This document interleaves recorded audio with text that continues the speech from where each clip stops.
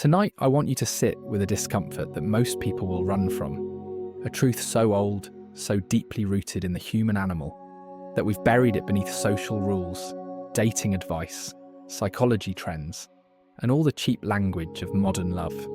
Plato believed that sex is never just sex, never just biology, never just pleasure, never just attachment. He believed sex reveals the truth of your soul, because sex strips away everything else: your reputation, your posture, your intellect, your carefully constructed mask. Sex shows who you are when your guard is gone. And that is why Plato feared it, revered it, and distrusted it all at once. Sexual desire is the only thing that can make a wise man stupid in seconds, a disciplined man reckless in minutes, and a whole city erupt into chaos before dawn. People have destroyed marriages, armies, governments, friendships, and themselves, all because of desire they pretended they were controlling. Plato looked at that chaos and asked a question we still refuse to face. What do we become when the body takes the throne? This episode will be brutal, honest, uncomfortable. And if you stay with me, it will reveal something about yourself, something you've been avoiding. Welcome to Night Scholar. Let's begin. To understand Plato's philosophy of sex, you must first enter his world. Not the sanitized, academic version, but the real, vicious, erotic Athens of the 4th century BCE. A city where sex was never neutral, never private, and never morally straightforward. Desire wasn't a hobby, desire was a political force. A beautiful youth could become a weapon, a lover could become a rival, a sexual scandal could ignite a civil war, topple alliances, or stain a family name for generations. This is the world where a general seduced another man's lover, only to have his wife seduced in retaliation, an act so humiliating that it sparked a full-scale political revolt. This is the world where Alcibiades, Socrates' dangerously gifted, dangerously beautiful former lover, brought prostitutes into his home until his wife attempted to divorce him in fury. This is a world where male-male relationships existed alongside marriage, but carried emotional and social storms that could reshape the structure of a city. Plato saw all of this. He saw how sex could enslave a man with the illusion that he was in control. He watched brilliant men lose themselves because their bodies whispered louder than their reason. He watched desire twist friendships, alliances, and political factions into knots the mind could not unravel. So when Plato writes about sex, he is not writing as a moralist. He's writing as a survivor of a dangerous world, one where desire, if not mastered, would master you. Plato believed that there are two opposing forces driving every act of love: the desire to use the beloved for pleasure, the desire to honour the beloved and lift them toward virtue. He believed every lover is torn between these two impulses, sometimes within the same breath. You desire the person, yes, but you also desire the feeling they give you. You want closeness, but you want control. You want their touch, but you fear their power over your heart. You want their admiration, but you envy their freedom. Plato believed most people never tell this truth out loud. We love others for who they are and for what they give us. And often those two things are in conflict. The bad lover, Plato writes, wants the beloved weak, easier to manipulate, easier to impress, easier to possess. This lover fears the beloved's growth because growth threatens control. The good lover, in contrast, wants the beloved powerful, wiser, stronger, more independent, because true love rejoices in the beloved's excellence. But here is Plato's most radical claim. The same person can be both lovers at once. Inside you, he says, live two forces, one that wants pleasure, one that wants goodness. And every romantic or sexual moment you experience is a referendum on which part of you is winning. This is why Plato thinks love is inherently dangerous, not because desire is immoral, but because desire reveals which version of yourself you obey. A man who cannot control his appetite cannot control his destiny. Plato didn't fear sex because it's sinful. He feared sex because it bypasses reason. Sex is the only appetite strong enough to turn a philosopher into a fool, a disciplined athlete into a compulsive addict, a loyal friend into a liar, a powerful ruler into a self-sabotaging child. To Plato, sex is concentrated human power, and power without reason is fire in a dry forest. Sex sharpens your longing. It dissolves your caution. It exposes your cravings. It reveals your hidden dependencies. It collapses your rational mind into a single, overwhelming instinct. Plato saw sexual desire as a force that exposes the truth behind the illusion of self-control.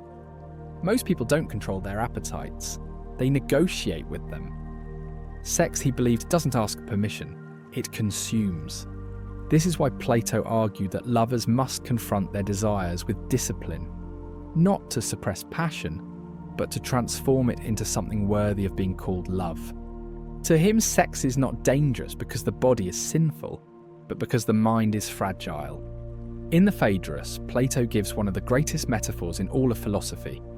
The soul is a chariot with two horses, one noble, one wild, driven by a charioteer struggling to keep control. The noble horse seeks truth, beauty, goodness. The wild horse lunges toward pleasure, gratification, dominance. The charioteer, the rational mind, tries desperately to hold them together. A lover sees someone beautiful. The noble horse is moved toward reverence or inspiration. The wild horse wants the body now. And here is the drama. Most people let the wild horse run until the chariot snaps. The philosophical lover, Plato's ideal, does not kill the wild horse but trains it, reshapes the desire, redirects it, channels it into admiration rather than consumption.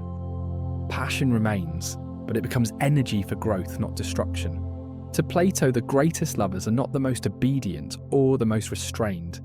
They are the ones who can ride their desire without letting it derail them. A person who cannot master desire is mastered by it. A person who cannot master themselves cannot love anyone. Plato believed human beings are far more fragile than we pretend to be. We walk with straight backs, steady voices, confident words. But beneath that surface lives a battlefield of impulses, urges, cravings, and fears that we barely understand.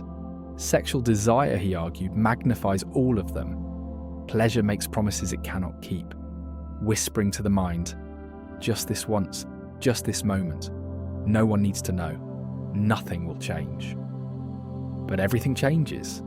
Pleasure alters the equilibrium of the soul. It stretches a boundary, erodes a restraint, and cracks the structure of self-control piece by piece.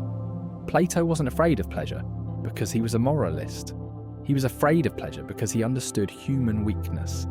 He believed our desires are like water. They always seek the quickest path, the easiest slope, the softest ground. And if you let desire carve the channels of your character, you will not be the one steering your life anymore. To Plato, pleasure must be mistrusted, not because it is evil, but because it is unprincipled. It has no loyalty to the soul. It will abandon you the moment it burns out, leaving you with the consequences it never plans to carry. A person ruled by pleasure is unreliable, impulsive, and inconsistent. Not because they lack intelligence, but because every decision becomes filtered through appetite. And appetite, Plato insisted, does not have a conscience. It does not care about your reputation, your commitments, your long-term goals, or your highest virtues. It cares only about itself, its cravings, its satisfactions, its temporary relief. That is why Plato believed that a life directed by pleasure is always a life drifting toward chaos. Not immediately, but inevitably. In the Symposium, Plato delivers one of the most misunderstood teachings in the history of philosophy: the ladder of love. Modern readers often treat it like a poetic metaphor, but Plato meant it as a psychological map. Love, he believed, begins with the body, because beauty begins with the body. When you see a beautiful person, you don't first fall in love with their intelligence, their moral values, or their worldview. You fall for their face, their voice, their gestures, The way they move in a room, Plato saw that clearly. But he insisted that if you stop there, if the body becomes the end rather than the beginning, you become a prisoner of your impulses. Plato's ladder begins with a desire for a single body, but the lover who remains at that stage becomes obsessive, jealous, demanding, or dependent. The next step is recognizing the beauty in many bodies, which breaks the illusion that beauty belongs to just one person. Then comes the realization that the soul is far more beautiful than the body. Its courage, its kindness, its discipline, its depth. From there, the lover ascends toward beautiful customs, beautiful ideas, and beautiful knowledge. And finally, the lover glimpses the form of beauty itself, the pure, unchanging essence behind every particular thing that inspires longing. Plato is not telling you to detach from physical attraction. He is telling you to transcend it. The body is the door, not the destination. Desire is the spark, not the fire. If love does not grow upward, it will collapse downward. And Plato feared nothing more than the collapse of a soul that could have risen but chose instead to spiral into hunger. Plato understood something modern psychology is only now beginning to articulate. Lovers do not just love each other, they shape each other, they elevate each other or diminish each other. They expand the other's soul or shrink it. And most people, Plato observed, do not want their lover to become stronger. They want their lover to become compliant. The pleasure-driven lover, as Plato described, seeks to keep the beloved dependent, insecure, isolated and malleable. Such a lover does not want competition. They do not want self-respect. They do not want independence, because independence weakens control. This is why Plato believed that the pleasure-driven lover becomes jealous of the beloved's growth. A lover who grows in wisdom becomes harder to manipulate. A lover who grows in confidence becomes harder to claim. A lover who grows in strength becomes harder to dominate. And so the pleasure-driven lover subtly discourages improvement. They mock ambition, they resent friendships, they undermine discipline. They pretend to protect but really confine. They offer affection but demand obedience. They insist on closeness but fear equality. In this way, desire becomes a weapon, not by intention but by nature. Plato's insight is cruelly accurate. When someone loves you for your pleasure, they will hate anything that threatens their access to it, and nothing threatens access more than your growth. Plato's chariot metaphor is not an ancient exaggeration. It is a blueprint for modern life. The wild horse pulls you toward instant gratification, texting someone you know you shouldn't, obsessively checking social media for validation, falling back into cycles of lust or compulsion, mistaking intensity for intimacy. The noble horse pulls you toward discipline, choosing partners who respect your boundaries, maintaining self-control under temptation, speaking truth instead of performing charm, honouring commitments instead of chasing thrills. Most people live with a broken chariot. The horses drag them in opposite directions, while the charioteer, their rational mind, hangs on by a thread. This is why people return to relationships they know are destructive, why they confuse desire with destiny, why they sabotage long-term connections for short-term indulgences. Plato understood that the war inside us is not between good and evil, it is between now and later, between appetite and aspiration, between the body we inhabit and the soul we are trying to build. To Plato, the measure of a person is not which desires they feel, but which desires they obey. Plato's fear wasn't sex, it was addiction. He believed sexual pleasure was the most intense bodily pleasure available, and therefore the most capable of overwhelming the rational mind. When you feed the appetite repeatedly, it does not remain satisfied, it grows hungrier. Each indulgence raises the threshold for the next. What once delighted you becomes insufficient. What once tempted you becomes necessary. What once merely distracted you becomes a pattern you cannot break. Plato compared uncontrolled desire to filling a jar with holes. No matter how much you pour in, it drains out and demands more. A person dominated by sexual appetite becomes restless, dissatisfied, unable to sit in silence, unable to feel at peace.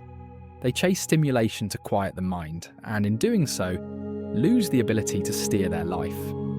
This is why Plato argued that the pursuit of sexual pleasure without restraint is self-sabotaging. It consumes the strength that should be used for building character, for creating excellence, for forming meaningful bonds.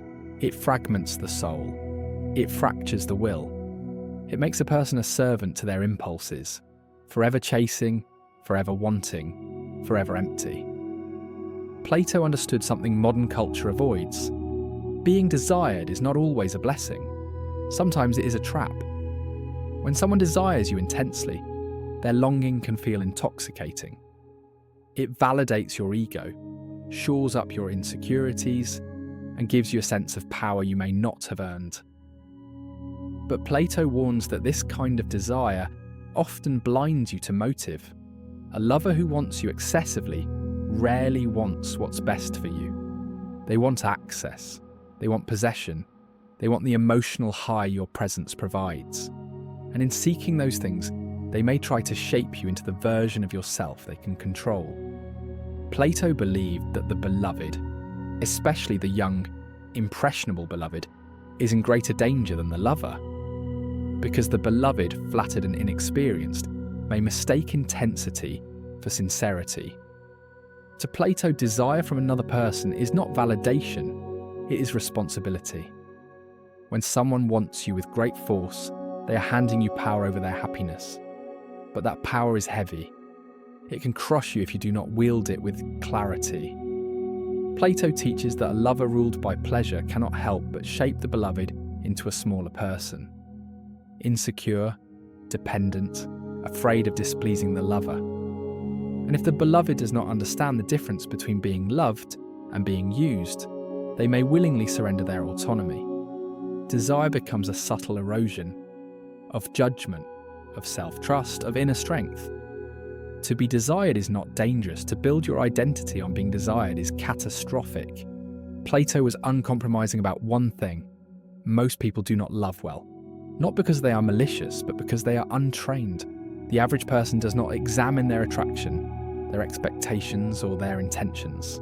They fall into relationships the way someone falls into a current, swept by emotion, pushed by loneliness, pulled by desire, without ever asking where the river is carrying them. Plato believed that unexamined love leads to suffering, because the lovers themselves are unclear about what they seek. One wants validation, the other wants comfort. One wants admiration, the other wants control. Most lovers think they are pursuing connection when they are actually pursuing relief from inner wounds. Plato insists that love without self-knowledge becomes chaos. The lover does not know why he reaches for the beloved. The beloved does not know why she feels compelled to stay. They become entangled in each other's needs without understanding their own. This is why Plato criticizes the pleasure-driven lover, not for feeling desire, but for refusing to interrogate it. Desire without reflection becomes exploitation. Love without reflection becomes dependency. In Plato's eyes, the tragedy of most relationships is not that they fail, but that they were never truly grounded in anything stable to begin with. People don't fall out of love. They fall out of illusions. Plato draws a line so sharp that modern readers often miss its severity. Loving the body is not the same as loving the soul. To love someone's body is to love what can be lost: youth, beauty, shape, novelty. To love someone's soul is to love what endures: character, wisdom, courage, compassion.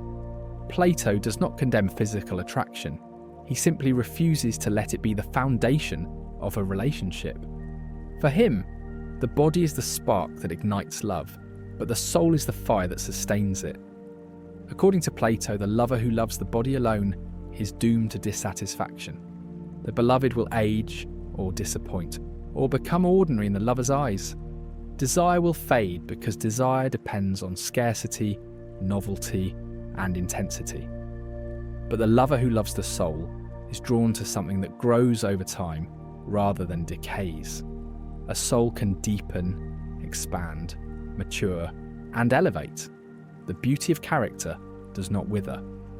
In Plato's framework, the lover must ask themselves a painful question. If this person lost everything external, beauty, status, health, would I still love them? If the answer is no, then the attraction was not love, it was consumption. Plato demands that love aim at the improvement of both people. If you are not becoming wiser, more disciplined, more courageous, more truthful because of the person you love, then what you have is not love in Plato's sense. It is emotional appetite, dressed up as romance. Here we reach one of Plato's most uncomfortable claims. What you desire exposes who you are. If you are drawn to people who treat you poorly, Plato would say it is because you have not learned to value your own soul. If you are attracted to those who are chaotic, unreliable, or self-serving, Plato would say your own inner world is in disorder. If you repeatedly choose partners based on intensity rather than virtue, it means you are ruled by appetite rather than reason. Plato does not let you blame your patterns on bad luck or toxic partners. He insists, your attractions are mirrors. Look into them. Plato believed that noble people desire what is noble. They seek partners who elevate them, challenge them, refine them. They are repelled by manipulation and enticed by excellence. But those who have not cultivated their inner life are drawn to what is familiar, not what is good. They confuse excitement with connection. They mistake anxiety for passion. They interpret chaos as chemistry because they have not yet disciplined their desires. Thus, for Plato, the question, why do I keep choosing the wrong people, is not a question about them, it is a question about you. Plato saw sexual intimacy not as an equal exchange, but as a transfer of power. When two people share their bodies, something psychological happens beneath the level of awareness. One person begins to want more than the other can give. One person becomes increasingly vulnerable. One person begins to shape their identity around the relationship. Plato understood that sex creates an imbalance, not because one person intends harm, but because the act itself is emotionally potent. The danger in Plato's view lies in this. Sex binds the soul before the soul is ready. It creates attachment before virtue. It creates dependency before trust. It accelerates intimacy faster than character can support it. Plato believed that when bodies connect too soon, the soul lags behind, confused and overwhelmed. The result is a bond that feels powerful but is structurally unstable. Lovers cling to each other, not because they understand each other, but because their bodies have created echoes their minds cannot process. To Plato, sex is not inherently corrupting, but it is inherently destabilizing unless guided by reason. And most people do not have the self-clarity to navigate that destabilization without being ruled by it. If Plato walked into modern life, with its apps, casual encounters, performative dating, and algorithmic attraction, he would not moralize. He would diagnose. He would say that we have built a culture ruled entirely by appetite, swipe-based desire, instant gratification, low-commitment intimacy, and a collective avoidance of introspection. Plato would argue that most people today do not seek lovers. They seek distraction. Not connection, but stimulation. Not companionship, but relief. He would claim that modern dating culture encourages the wild horse within us while starving the noble horse. It rewards impulsivity rather than discernment. It encourages the pursuit of bodies rather than souls. It prioritizes novelty over depth. Plato's critique would not be that casual sex is immoral. His critique would be that casual sex masks the fear of looking inward. When intimacy becomes a commodity, people become addicted to the chase because they are terrified of the stillness where their flaws would be exposed. Plato would ask the modern person a piercing question. If you removed sex from your relationships, would anything remain? If the answer is no, then he would say, you have not yet learned to love. You have only learned to pursue pleasure. To understand Plato's philosophy of love, one must first understand the battlefield inside the human mind. Plato believed that every person is a chariot being pulled by two horses. one noble, disciplined, and striving upward toward meaning. The other wild, impulsive, and desperate for pleasure. The noble horse longs for truth, self-control, and virtue. The wild horse craves indulgence, stimulation, and immediate gratification. And you, the charioteer, are caught between them, forced to steer a soul that wants two opposite lives at once. Plato sees love, especially erotic love, as the moment when these two internal forces collide with the greatest violence. The beloved becomes a mirror into which both horses gaze. One sees opportunity for transcendence, the other sees opportunity for satisfaction. Plato believed that anyone who claims to be good at love simply has not recognized how dangerous love is. Love exposes the cracks inside you. It does not create chaos, it reveals the chaos that was already there. When desire is awakened, the wild horse lunges forward, dragging the charioteer into fantasy, projection, and obsession. The noble horse tries to pull upward, urging patience, depth, and moral clarity. Thus, to Plato, the experience of falling in love is not romantic. It is agonizing. It is the sensation of being split between who you want to be and who your impulses tell you to become. And until you learn to control your inner horses, love will conquer you long before you ever learn to conquer love. Plato understood that desire distorts perception. When you want someone intensely, you begin to hallucinate virtues they do not possess. You reinterpret their indifference as mystery, their instability as passion, their unpredictability as depth. This is not because the beloved is deceiving you, it is because your appetite is deceiving you. Plato insists that when the appetitive part of the soul gains momentum, it hijacks reason and forces the mind to participate in its fantasy. The lover interprets everything the beloved does as a sign, a symbol, a message. The beloved becomes elevated, idealized, mythologized. To Plato, the danger of desire is not that it pulls you towards someone unworthy. The danger is that it blinds you to who they actually are. You do not love the person, you love your projection of them. And when that projection collapses, the relationship collapses with it.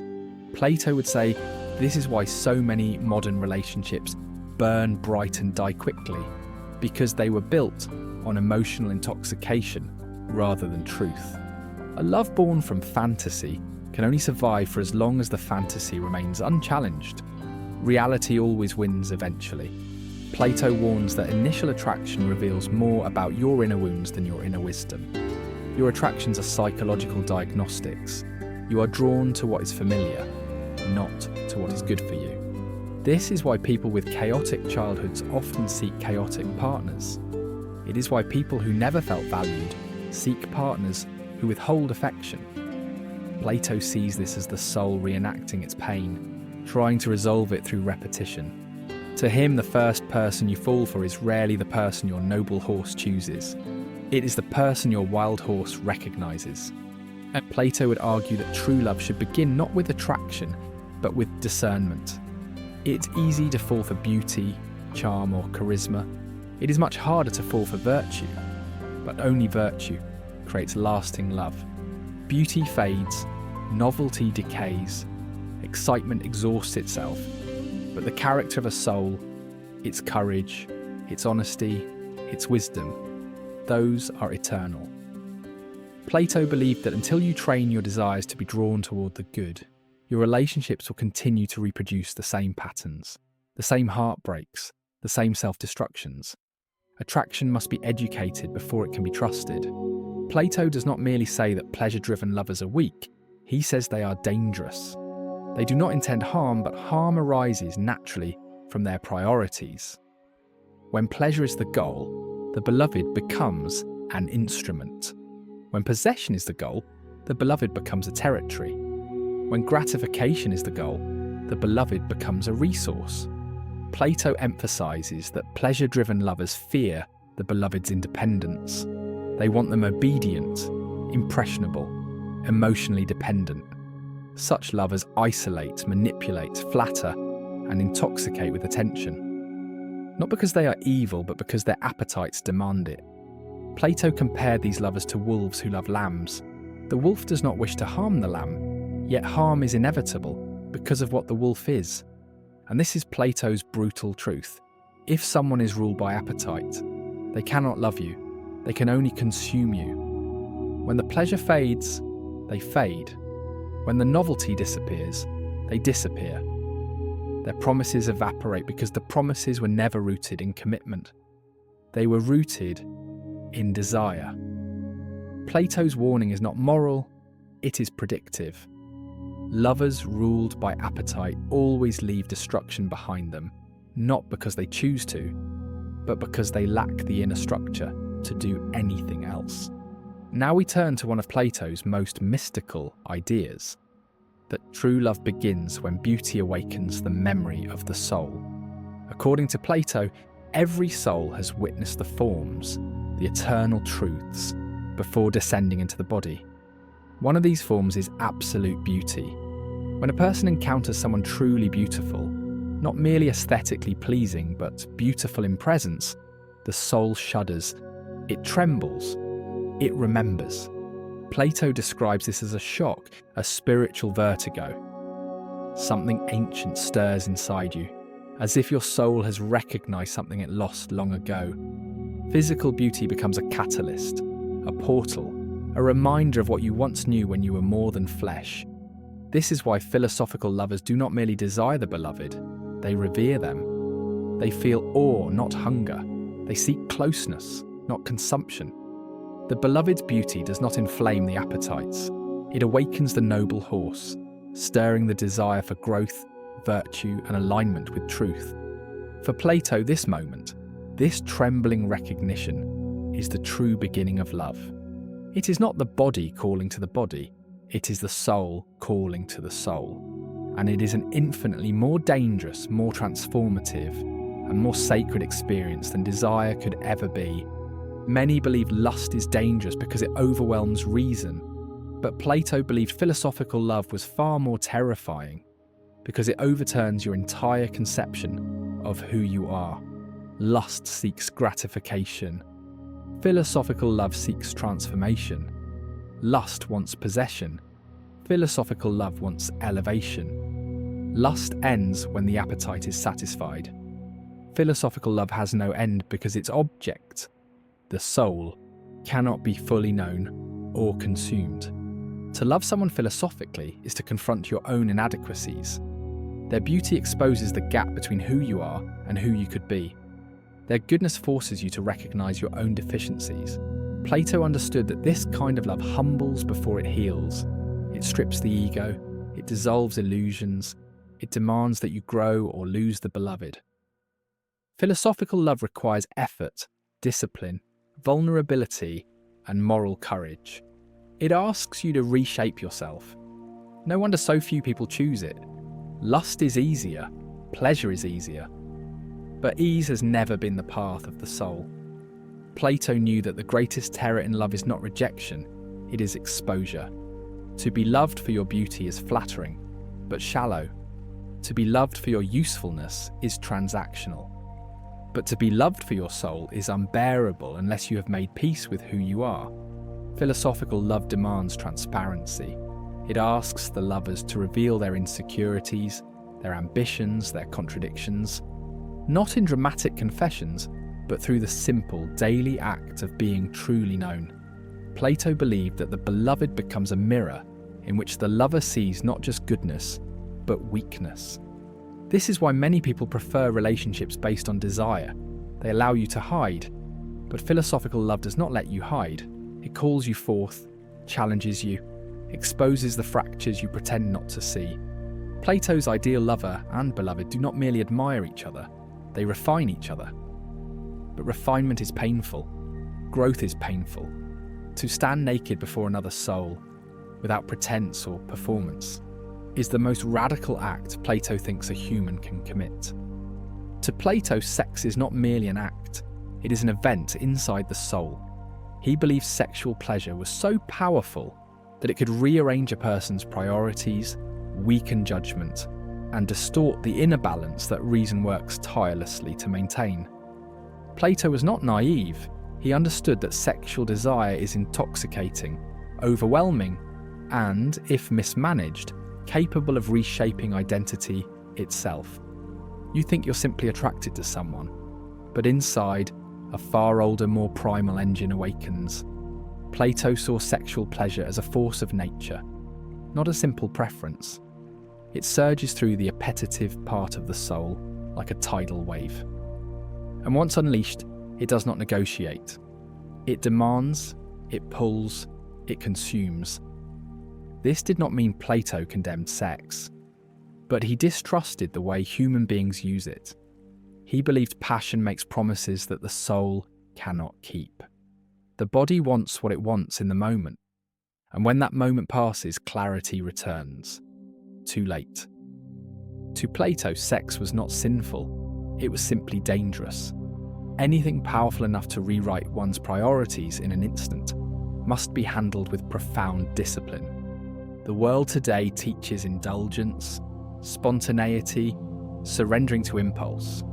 Plato would argue that this philosophy breeds chaos, not because desire is evil, but because human beings are not nearly as stable as they pretend to be. Plato describes a psychological event most people do not realize is happening when sexual desire arises. Reason does not vanish, it becomes silenced. The appetitive part of the soul expands into the space where reason normally operates, crowding it out. This is why people make decisions in moments of passion that contradict everything they believed earlier that day. Desire is persuasive, not logical. It does not argue, it overwhelms. This is why Plato insists that only individuals who have disciplined their appetites beforehand can survive the storm of passion without being carried away by it. Plato understood something about human psychology thousands of years before neuroscience confirmed it. Passion activates states that override rational evaluation. The frontal lobe quiets, impulse intensifies, and the person becomes a creature of the present moment. In Plato's framework, the noble horse loses traction, while the wild horse gains strength. The charioteer, your rational self, pulls the reins, but the horses do not listen. You become a passenger in your own life. And this is why Plato warns that sexual desire must be managed before you fall in love. Once the horses are galloping, discipline becomes almost impossible. Preparation is everything. Love at first sight, to Plato, is a confession, not of destiny, but of ungoverned appetite. It is the soul admitting that it has not trained itself to distinguish between beauty that uplifts and beauty that manipulates. First sight reveals your conditioning, not your character. When Plato examines the phenomenon, he sees something dangerously imbalanced, an entire emotional architecture built on a moment of involuntary reaction. The person who falls in love instantly is not necessarily romantic. They are vulnerable. They are susceptible to illusion. Their soul responds not to the beloved, but to the memory of something unresolved inside them. Plato would argue that if your heart races at the first moment you see someone, this is not a signal of compatibility. It is a sign that your inner horses are already out of balance. True love for Plato is not a lightning strike. It is a recognition. And recognition takes time, attention, understanding, and the slow revelation of another soul. Modern life treats sex as casual, recreational, even trivial.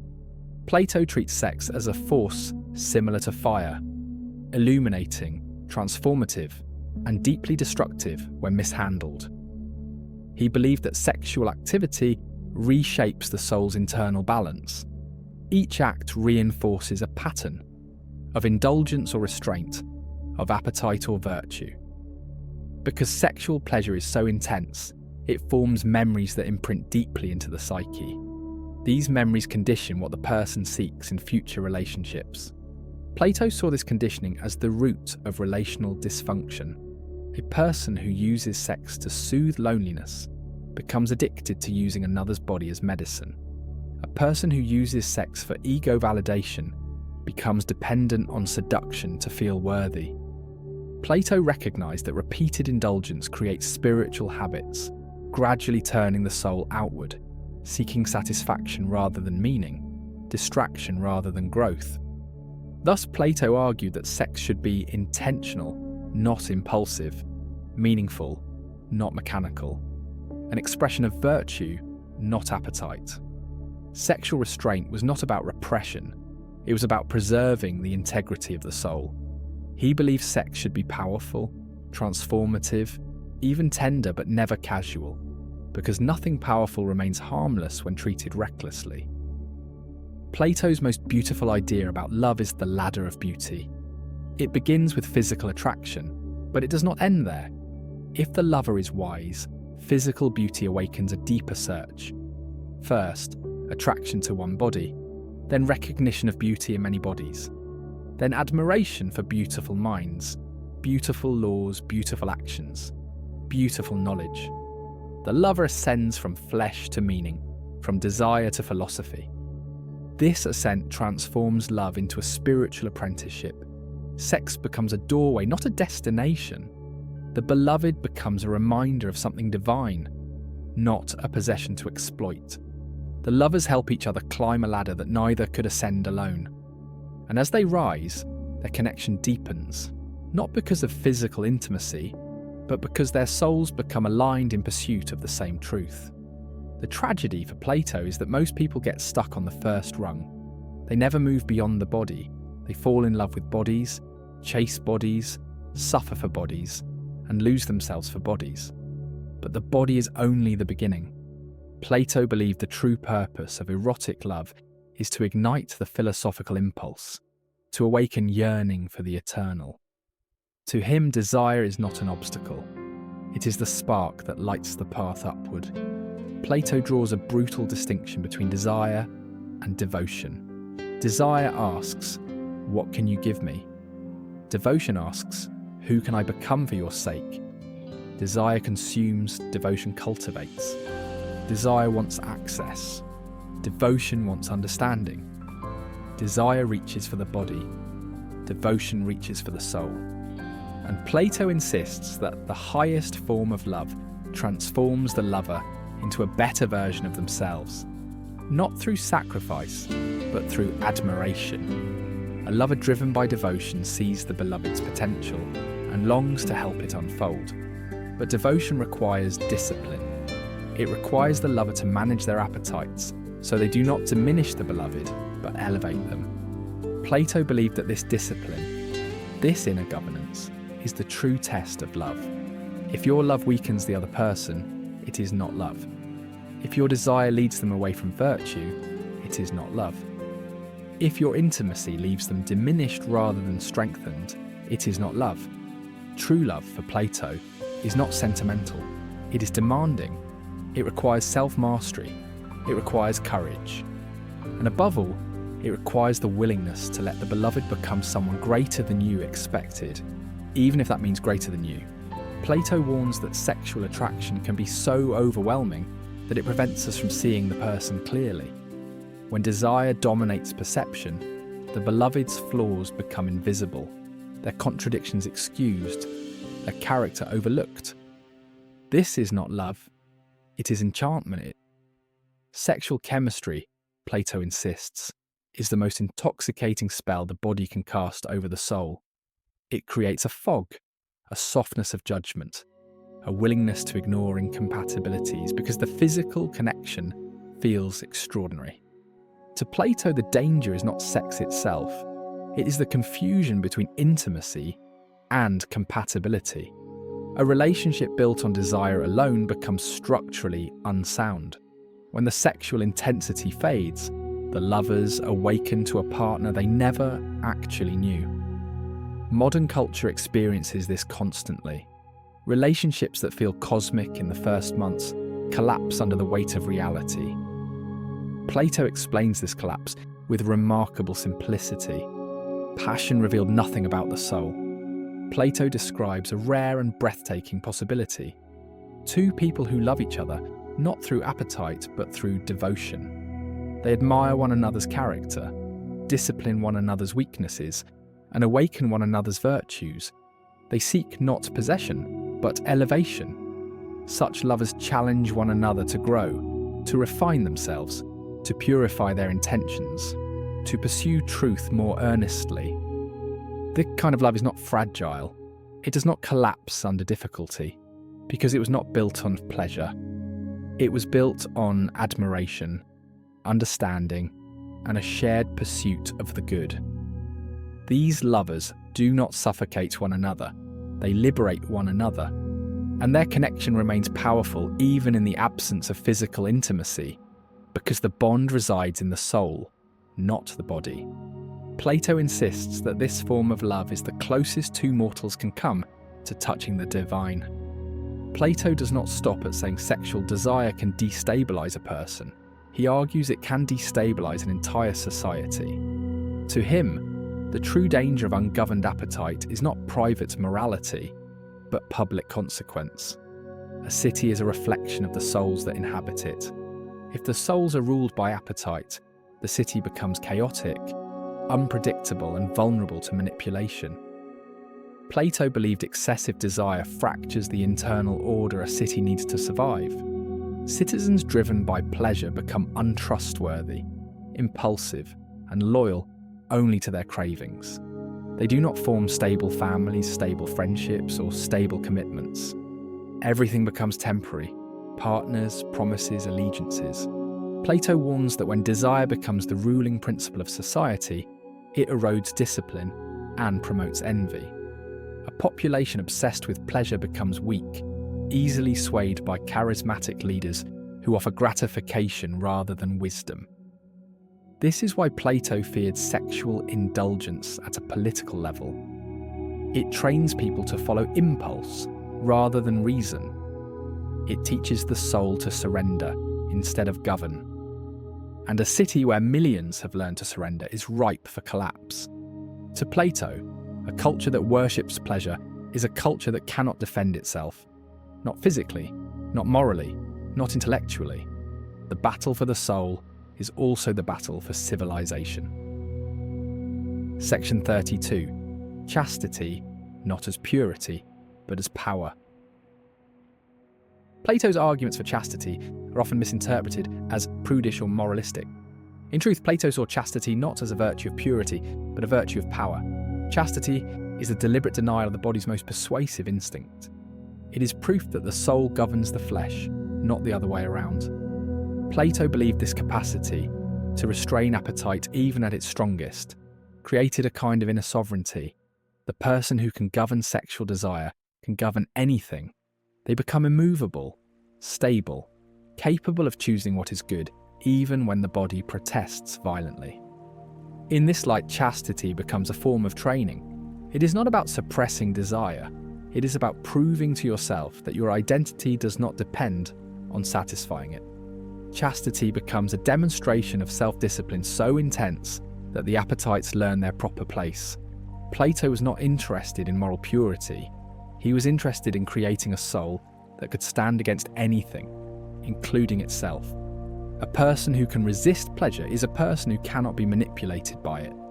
Their internal architecture becomes unshakable. This is why Plato believes chastity forms strong, reliable, resilient lovers, not brittle ones. Plato understood something that modern culture dismisses.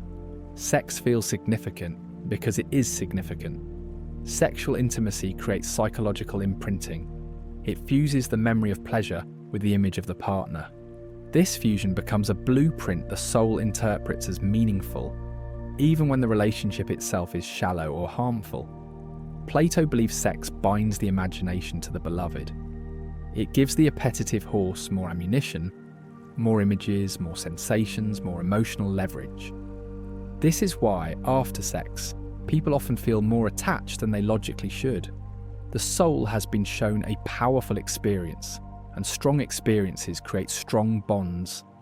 Plato takes this connection seriously because he recognizes that sex can create illusions of compatibility where none exists. It can elevate a fling into a fantasy, a crush into an obsession, a stranger into a symbol. And when the fantasy collapses, the soul suffers a fall as dramatic as the ascent. Plato treats sex as soul alchemy, dangerous, transformative, and not to be used casually. Plato expresses a timeless idea. The body asks for what the soul cannot endure. The body wants immediate release. The soul wants long-term alignment. The body seeks pleasure. The soul seeks meaning. The body wants experience. The soul wants coherence. And so the two often work against each other. The body asks for someone who excites you. The soul begs for someone who steadies you. The body wants intensity. The soul wants intimacy. Plato believed most heartbreaks arise from ignoring the soul's requests. When the body chooses the relationship, the soul often walks into error. The body is impatient, impulsive, and easily persuaded. The soul requires patience, understanding, and truth. This is why so many people regret the partners they chose in moments of desire. Their soul had a different standard, but the body made the decision first. Plato's philosophy is not anti-body, it is pro-alignment. Desire must serve the soul, not sabotage it. Plato introduces a chilling insight. Some lovers want you weak, not because they hate you, but because your weakness benefits them. Pleasure-driven lovers are threatened by your growth. They fear your independence. They worry that if you become wiser or stronger, you will see through them and leave. So they keep you small. They flatter you excessively to weaken your ability to discern truth. They discourage your ambition so you remain dependent. They isolate you so they become your primary emotional reward. Plato speaks of lovers who make their beloved intentionally ignorant, fearful, and insecure. Not because they are malicious, but because their appetites demand ownership. To them, your growth is a danger. Your potential is a threat. Your independence is a rival. Plato describes these relationships as wolves loving lambs, a dynamic where intimacy and harm coexist. His warning is precise. If someone loves your pleasure more than your potential, they do not love you. Plato's highest form of love cannot exist between a strong soul and a weak one. It requires two charioteers who can govern their horses, two individuals who have disciplined their appetites, two lovers who admire each other's character, not just each other's beauty. Plato insists that philosophical love is reserved for those who have mastered themselves. Attraction alone is not enough. Chemistry is not enough. Even deep admiration is not enough. Unless both souls have achieved a state of inner stability, the love will collapse into imbalance. This is why Plato believes that good people have the best relationships, not because they are morally superior, but because their appetites do not sabotage the connection. They can love without consuming. They can desire without distorting. They can commit without enslaving. Plato is not describing a fairy tale love. He is describing a rigorous partnership that requires mutual discipline, mutual aspiration, and mutual responsibility. Philosophical love is not for the faint-hearted, it is for the self-governed. Plato ends this portion of his analysis with a devastating insight. People demand the kind of love they are not equipped to sustain. They want devotion while remaining undisciplined. They want loyalty while remaining impulsive. They want admiration while remaining stagnant. They want a partner who elevates them while refusing to elevate themselves. Plato would say, modern people do not suffer from a lack of love. They suffer from a lack of preparation for love. They ask for soul-level connection without developing soul-level character. They demand a partner who sees their potential while never cultivating it themselves. And so relationships fall apart, not because love is impossible, but because the lovers are unprepared. The lesson Plato gives us here is both severe and empowering. The quality of love you receive will mirror the quality of the soul you bring into the relationship. Plato does not believe virtue is something you perform. He believes it is something you protect. In his view, the soul contains a delicate structure, like a temple balanced on three sacred pillars: reason, spirit, and appetite. When these pillars align, the soul stands upright, coherent, luminous. But desire, unchecked, unexamined, unleashed, begins to gnaw at the foundation. Not with violence, but with seduction. Desire never storms the temple. It persuades the guards to lower their weapons. It whispers to appetite, "You deserve this." And appetite nods. It whispers to spirit, "No one will know." And spirit concedes. It whispers to reason, "You can justify it later." And reason, exhausted, retreats. To Plato, this is the true corruption of virtue. Not a catastrophic fall, but a gentle leaning, a gradual internal tilt, until one day the soul that once stood upright now bends toward appetite, like a vine that has grown toward the wrong sun. And the terrible thing about this corruption is that it feels like pleasure, not destruction. People do not notice they are decaying because desire makes decay feel rewarding. This is why Plato fears desire more than injustice, more than misfortune, more than ignorance. Those are external threats. Desire is an internal assassin. Plato makes a claim modern psychology is only now beginning to understand. Sexual desire can temporarily replace your identity. Not metaphorically, neurologically, psychologically, spiritually. When appetite becomes activated, the soul's hierarchy flips. The rational part weakens. The spirited part becomes reactive. The appetitive part expands, overshadowing everything else. Suddenly, the careful thinker becomes reckless. The disciplined person becomes impulsive. The moral individual becomes willing to compromise. Lust is not simply desire, it is possession. It takes hold of the chariot and drives it where it wishes to go. Plato is not scandalized by this, he is terrified by it, because he knows that a person in the grip of desire is not fully themselves. Their loyalties shift, their judgment shifts, their priorities shift. They begin making promises that the sober soul would never endorse. This is why so many relationships born in desire collapse. They were built by a temporary self, not the true one. Plato does not say desire is evil. He says it is unstable, and anything unstable cannot be the foundation of a life, much less of love. One of Plato's most haunting ideas is the possibility that the soul may crave someone who diminishes it. This is not a failure, it is a symptom of an inner conflict, unresolved, a wound unhealed, a need unmet. Plato suggests that souls drawn toward destructive lovers are reenacting their internal disorder. The wild horse recognizes the wild horse. The ungoverned seeks the ungoverned. The insecure seek the withholding. The chaotic seek the chaotic. In this sense, attraction becomes a confession. You are drawn not to what will elevate you, but to what reflects the fractures inside you. Plato would argue that the beloved who harms you simply mirrors the part of your soul you have not disciplined. This makes such relationships intoxicating. They feel fated. But what feels like destiny may simply be dysfunction finding its echo. Plato gives a brutal warning. If your lover weakens you, the relationship is telling you something about yourself. Plato makes a claim that cuts through millennia. You cannot love someone else well if you do not govern yourself. Modern culture romanticizes emotional chaos. Lovers who are overwhelmed, consumed, destabilized by each other. To Plato, this is not romance, it is slavery. If your desires control you, you cannot offer anything stable to another soul. You bring instability into the relationship. You bring confusion, contradiction, and volatility. Love becomes a battlefield, not because love is violent, but because the lovers are untrained warriors. Self-mastery to Plato is not asceticism, it is readiness.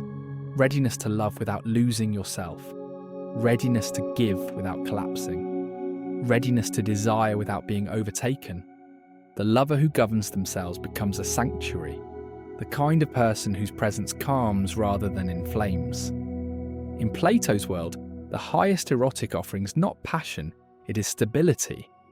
Plato would look at modern relationships, hypersexualized, impulsive, dopamine-driven, and say, I warned you. He predicted a culture where desire would be confused for love, where pleasure would be mistaken for compatibility. where access to bodies would become easier than knowledge of souls. He foresaw a society where people would become addicted to erotic stimulation, always searching for a new lover, a new thrill, a new intensity, never realizing that the problem's not the partners, but the undisciplined part of their own soul.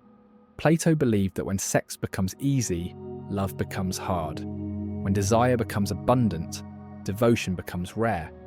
When pleasure becomes the priority, purpose becomes optional. And without purpose, human beings wander from partner to partner, from fantasy to fantasy, from high to high, never anchoring, never transforming, never finding peace.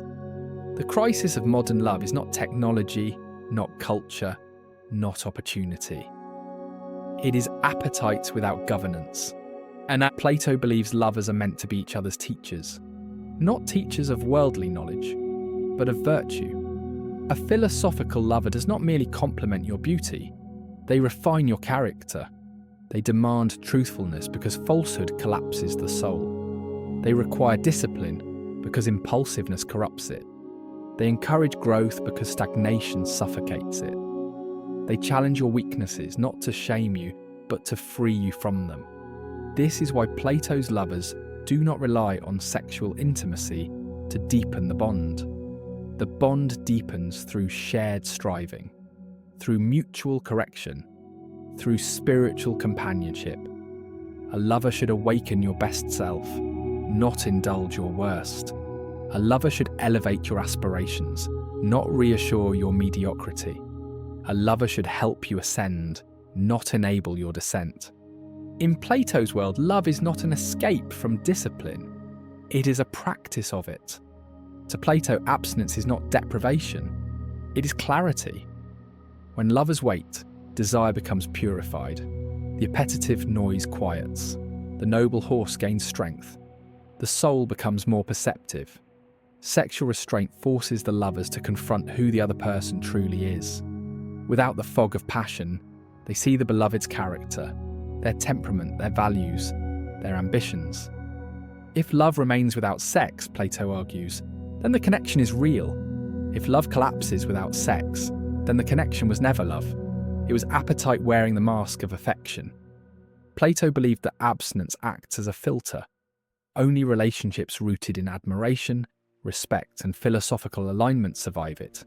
Anything based on impulse withers. Anything based on beauty alone decays. Anything based on fantasy dissolves. Waiting to Plato is not about morality. It is about the protection of the soul. One of the most poetic and misunderstood aspects of Plato's philosophy is his reverence for longing. For him, longing is not suffering. It is illumination.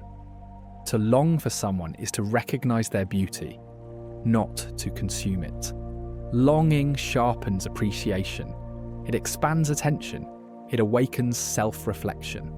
It pulls the soul upward, encouraging growth in the space between desire and fulfillment. Possession, by contrast, often weakens love. When lovers rush into gratification, they reduce the beloved to an object of appetite. The mystery evaporates, the reverence fades, the distance collapses, and with it, the philosophical energy that made the relationship transformative. Plato does not say lovers should never possess each other. He says they should learn to value longing, because longing reveals what desire cannot, the capacity for reverence. And now, as the hour grows late and the world outside your window softens into its quiet shape, let us settle into the last question Plato leaves us with, one that drifts through his dialogues like a whisper in the dark. Plato believed that the true test of a person is not taken in sunlight, when discipline is easy and clarity is abundant. No, he believed the test comes here, in these hours when the mind softens, when your guard drops, when the appetites stir, when memories and fantasies blur at the edges. It is here that the wild horse awakens. It is here that the noble horse strains. And it is here, in this private battlefield, that the charioteer must decide who he is. You must decide who you are, because Plato's final truth is painfully simple. Desire reveals your architecture, love reveals your courage, and your choices reveal your soul. Most people never learn to hold themselves steady in the presence of beauty. They rush, they chase, they devour. And in the process, they lose the very thing beauty was meant to awaken. Not hunger, but memory. Not possession, but reverence. Not chaos, but ascent. Plato wanted you to understand that every attraction is a doorway. Every longing is a message. Every desire is an invitation to rise or to fall. The beloved is not just a person, they are a mirror. They show you who you've been, they show you who you fear, and if the gods permitted, they show you who you might become. But the choice, Plato says, is always yours. Will you be governed by the part of you that hungers, or the part of you that hopes? By impulse or meaning? By appetite or alignment? It is not wrong to desire. Plato never said that. He only warned that unexamined desire transforms passionate hearts into haunted ones. He warned that the soul becomes what it repeatedly chases. And he begged us, across centuries, across languages, to chase what elevates us, not what empties us. So tonight, before you close your eyes, before sleep drifts in and dissolves the boundary between your waking self and the quiet truth beneath it, ask yourself, which part of me led my choices? Which desires shaped my steps? And if you do not like your answers, Plato would tell you this: you are not ruined, you are simply unfinished. The soul, he believed, is always in motion, always rising or falling, always shaping itself, always possible. So, breathe. Release the weight of everything you cannot carry into tomorrow. Let the mind soften, let the chariot rest, and let tonight be a gentle turning, because no matter where you've been, or who you've loved, or how desire has wounded or awakened you, you can begin again, you can govern again, you can elevate again.